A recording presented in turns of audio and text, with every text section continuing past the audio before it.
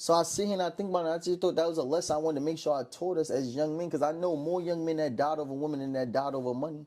And it's because not only is it an emotional thing, but learning how to control ourselves around women is going to be a valuable lesson in our life. And I got to go back to that scripture. And I want y'all to read it for yourself as well. Don't only take my word for it, but to know that there's times where God can give you everything, and the only thing that can really play out your position is a woman.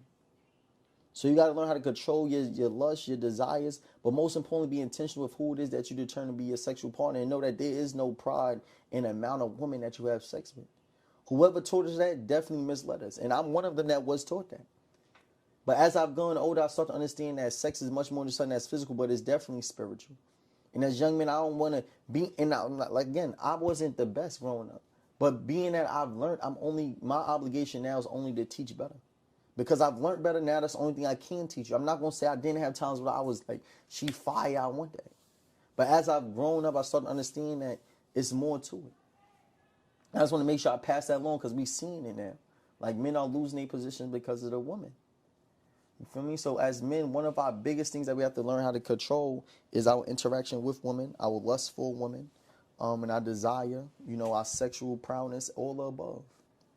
So that there comes a time where the devil will use women to play out your position.